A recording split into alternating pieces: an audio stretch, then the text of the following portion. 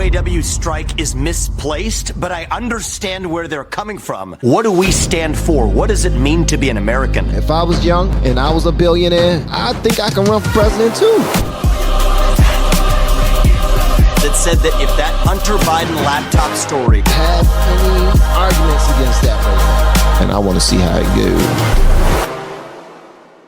We already know that our boy has been making his rounds, and lo and behold, he's been receiving some pressure lately, and I'm glad. I am glad about it. I'm talking about Vivek Ramaswamy. He has been getting some pressure. People have been pressuring this young dude. All right, giving him questions that he wasn't ready for, or holding him accountable for things that he has said a long time ago. And he did a damn good job answering these questions, but he is getting pressure nonetheless. He's very intelligent. He knows what he's doing out there running for president. He's running for office. He knows how awesome he is. He touts his abilities and his record all the time. That's what he's supposed to do. And don't act like that's a bad thing either, because, you know, we know people that we love who tout their abilities and their record all the daggone time. At any event, I want us to check this out together because LFR JoJo on this joint, man. Shout out to my son. If y'all not already following LFR JoJo, please make sure you do so. He is doing a phenomenal job over there. Yeah, he's doing a phenomenal job, man. Sometimes I look at his videos and I feel real proud, man.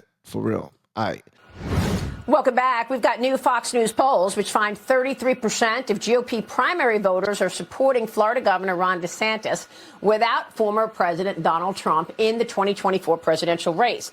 Okay, why would they make this one? Oh, I'm just wondering. Now, Vivek Ramaswamy is in a very close second spot at 31%. All of this as the same poll finds Ramaswamy's favorability among Republican primary voters is rising, increasing 6 points since the GOP debate. But at the same time, his unfavorability numbers have also risen with all voters and Republican primary voters as well. Let's talk to the man himself, entrepreneur, business person, and 2024 Republican presidential candidate, Vivek Ramaswamy, is the author of the book, Capitalist Punishment, How Wall Street is Using Your Money to Create a Country You Did Not Vote For. Vivek, great to have you back. Thanks very much for being here. And I want to talk about the administrative state and your campaign promises and policy expectations. But before all of that, let me get your take on the strike, the leading news of the morning, 13,000 UAW workers on the picket lines. How do you see it? So I think the UAW strike is misplaced, but I understand where they're coming from. Who they should really be striking against is President Biden. This is a president whose policies have ensured inflation over 16%, cumulative inflation since he took office. That means prices are higher while wages have not kept up. So I understand the frustration, not just of these workers, but workers in other segments of the economy as well. But the real root cause are the disastrous economic policies of this administration, Maria. That's why I'm running for president. I get the frustration. I don't even really blame the workers, even though I think the union bosses are channeling this in the wrong direction. This falls at the feet of the current administration. That's why I'm running for U.S. president. We can fix this economy, deliver economic growth, and make sure that everybody's actually participating in it, which hasn't been the case so far. For someone who has never been a politician, bro, he sounds like a politician. Vivek, and that's one thing that I'm just, it's a game that I really don't trust, man. I really don't trust the game. Like the people who choose to play the game, you're just people. You know what I mean?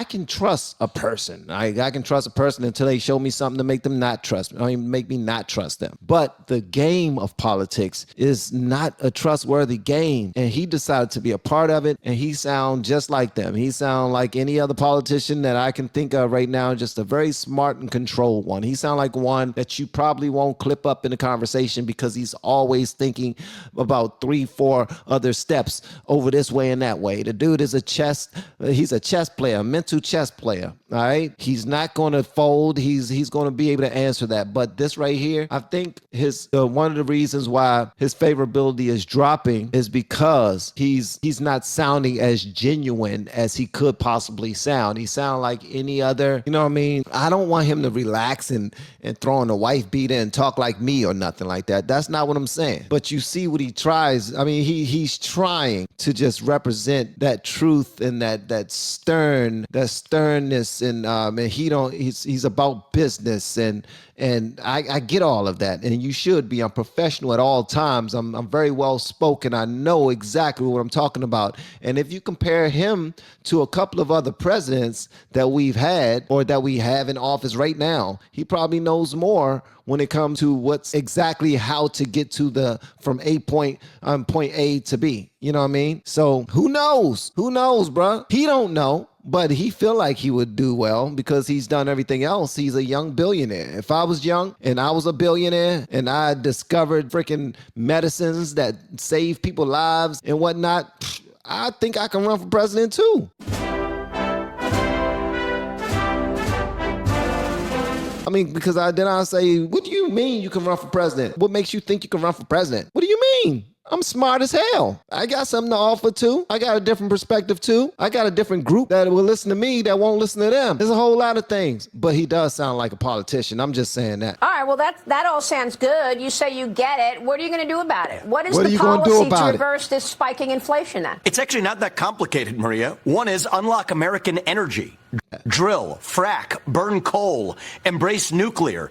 Energy costs actually drive inflation. Drill, flack. Burn coal. What is flack? And also by driving more energy production, we're driving economic growth. Stop using taxpayer money to pay people more to stay at home than to go to work. That's contributing to a lot of supply chain, the worker shortage. You hear that? Stop paying people more to work from home than to go into work. That's contributing to it. People are daggone not doing the daggone work, but you paying them. And they doing like 3 other jobs at the same time. Because they're doing the same thing. We're going to pay you and pay you and pay you to stay right where you are. Just help us with this, that, and the third. And be like, okay, I got it. And be getting rich. I'm rich. Contributes to supply chain shortages, which then contribute to inflation. I also think we need to stabilize the U.S. dollar, Maria. That's a job for the U.S. Fed. Stabilize the U.S. dollar as a unit of measurement. And then most importantly, strip back a majority of federal regulations that I view as unconstitutional coming from that administrative state that act like a wet blanket on the U.S. economy, and it's holding us back economically. And that's why, Maria, this week I've been very clear. We will shut down many of those agencies, rescind a majority of those federal regulations, and most importantly, stimulate the economy that way. And we have a very clear plan to achieve it. He's saying a lot, man.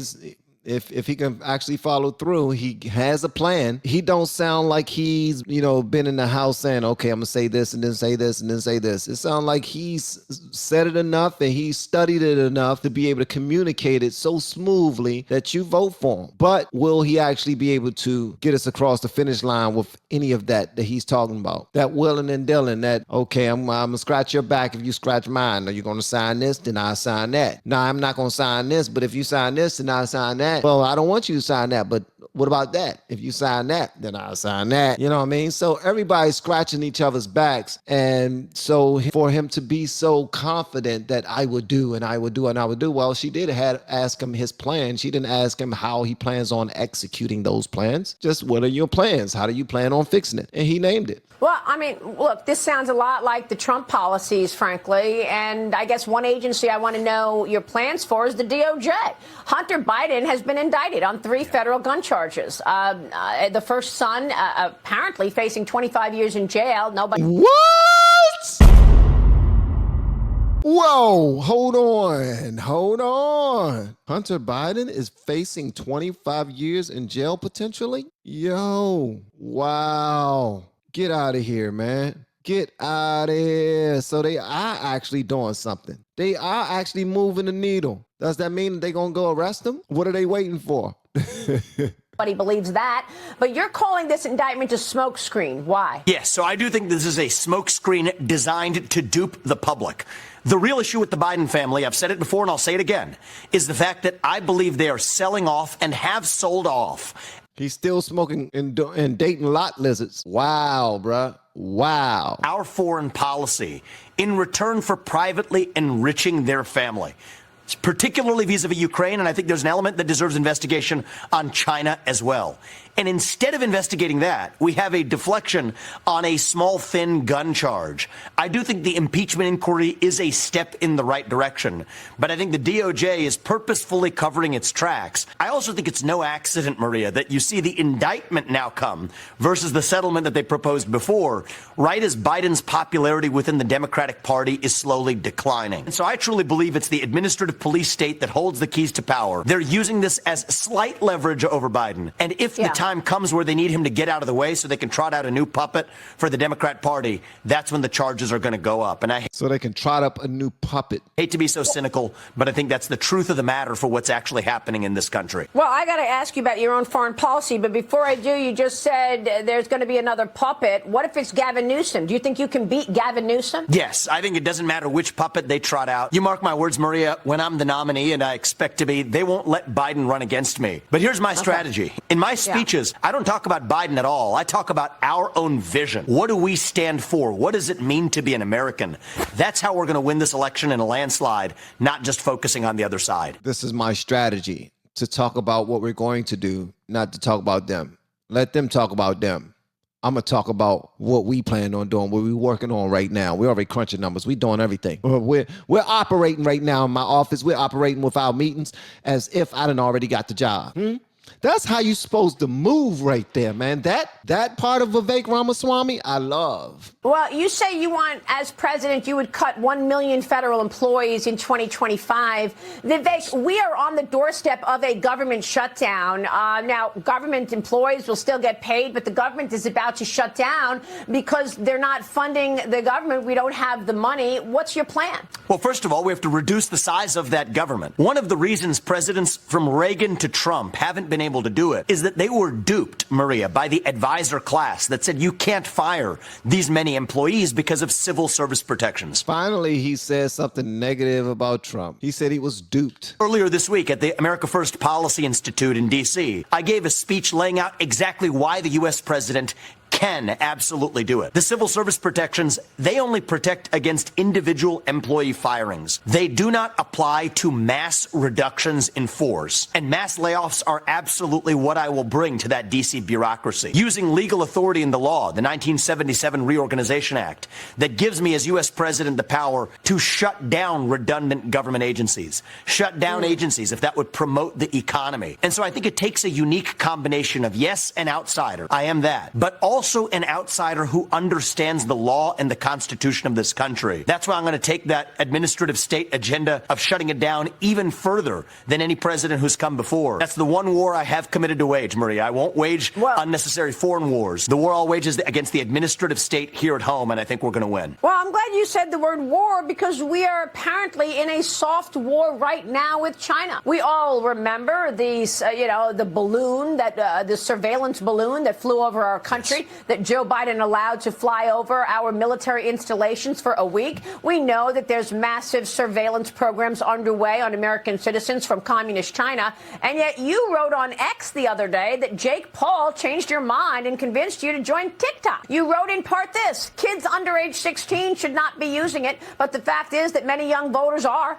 and we're not going to change this country without winning. Vivek, we all believe, many people believe, that TikTok is another surveillance tool of the Communist Party. Do you believe you're being surveilled right now by the CCP because you're on TikTok? I think I probably was even before I was on TikTok. The reality is, Maria, American companies like Airbnb are handing over American user data to the CCP as a condition for doing business in China. So I have been probably since my first book, Woke Inc., very early on this issue, exposing that scam of the CCP, using American companies to get U.S. user data. But we're not going to change this country until we actually win this election. And one of the things that I came to the realization of is I'm open to being persuaded of ideas, Maria. You want to know what? The GOP talks a lot about reaching young voters. Well, Democrats are doing it far more effectively while the GOP is sitting in its own silo with its head in the sand. One of the things that I'm doing is we are bringing young people along in droves. That's how we win this election in a landslide. And when I am U.S. president, we'll make sure that the CCP is not playing these games anymore, that they play by the same set of rules. But I can't get get there just by complaining with vengeance and grievance from the sidelines. We're going to get in there and get it done from the White House itself. And the other thing that I've said as U.S. president, Maria, is that we have to declare economic independence from China. If that was a Russian spy balloon flying over half the United States, we would have shot it down in an instant and ratcheted up sanctions. We didn't do it for the Chinese spy balloon because we're scared. Why are we scared? Because we depend on China from the shoes on our feet to the phones in our pockets. And next week in Central Ohio, next Thursday, I'm going to be laying out in a speech exactly how we'll declare economic independence while actually promoting American prosperity here at home. It sounded to me like he skated that question about TikTok. Maybe it's just me.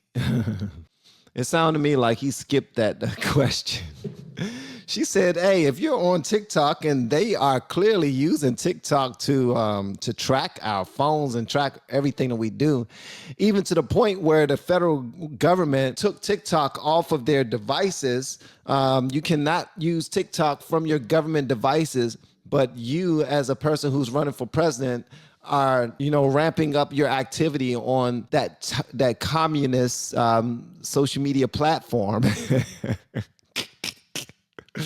He skated around that joint, though. He was like, well, the Democrats are getting to the younger people much more effectively than us because we're not on TikTok. No, that's not why they're getting to the young people more than the conservative party, man. Sheesh. Sheesh. Well, people are worried about the threat of communist China, and I don't know. I don't believe that the CCP is exactly shaking in its boots about what you're saying about communist China right now. I've got to tell you, there are companies that are in. They absolutely should be. There are companies in index funds and stocks that trade on U.S. exchanges from China, from Russia, even in the face of this war, and that basically has Americans funding the expansion of communist China. Why are there companies that are already sanctioned from China that are still in these indexes? Bottom line, are you going to use the economic and capital markets lever to push back on communist China? That means putting rules in place that will forbid investors from buying companies that are tied to the Chinese military.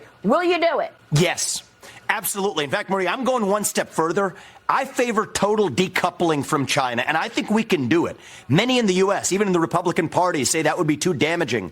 I disagree. If we onshore a lot of those supply chains to the U.S. and also do deals with South Korea, Japan, India, and Australia, this becomes far more feasible for the United States. We cannot depend on an enemy for our modern way of life. That was never true of the USSR, shouldn't be true here. So I'll tell the CCP, you will not buy land in this country, you will not donate to universities in this country, you will not turn companies into lobbying pawns. That's how they get to rules like that, Maria. It's going to take a president with a spine. And frankly, somebody who isn't captured by special interests in this country. I'm independent. I'm putting my own hard-earned money into this campaign precisely to avoid being captured by those special interests and standing up to China, declaring economic independence. That's how we'll be strong in our foreign policy. And I actually think that's how we're also going to strengthen our domestic economy here at home, Maria. And I'm going to lay that out in the speech next Thursday in unprecedented detail. That's what it's going to take more than just talking points. Somebody who actually has a spine to see that through. And you know what? They should be shaking in their boots if an outsider like me gets to that White House, as I expect to. Low energy Vivek Ramaswamy. Nah, he got a lot of energy. Y'all seen him playing tennis. That man, he got energy, man. And Vivek, real quick before you go, you said you're luring young people into voting for you. She said luring. You're luring? You're luring? Why would you say luring? Like, that's like I got a sandwich in between a bear trap or something like that. And I'm trying to, I got a honey bun right there with a whole bunch of daggone, y'all ever had a honey bun before? Ooh, them things that's sugar right there. But and he's rapping and he be rapping. He did some Eminem, you know what I mean? You better lose yourself in the music the moment you own it. You better never let it go. And I don't know why he was doing Eminem. Why were you doing an old school Eminem song? You're 38, bruh. You're 38. What were you listening to when you were young? When I was young, that's what was out. That's old school for you. You're done 50. I think Eminem is what, about 52, 51 years old, 58? You know what I mean? So at the end of the day, you was just doing that song for what? You just now seen 8 Mile? Was 8 Mile the movie that made you really go for it?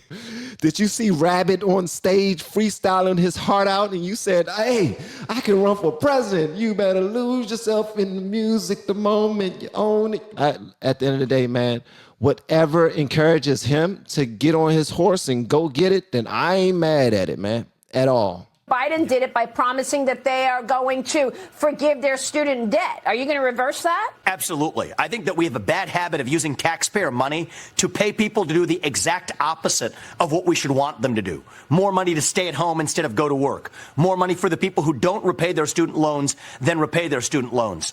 The way we're bringing young people along, Maria, is actually by speaking the truth, being unvarnished. And I tell them, you don't have to agree with 100% of what I say. But if you know that I'm giving you what I believe 100% of the time, that's more authentic and different than traditional politicians that have lied to the people time and again. And we're seeing college students, young people come along in droves because they are hungry for purpose and meaning. The left has fed them woke poison. We're giving them the real thing of American national identity. That's how I think we're going to win this in a landslide with many of those young people behind us.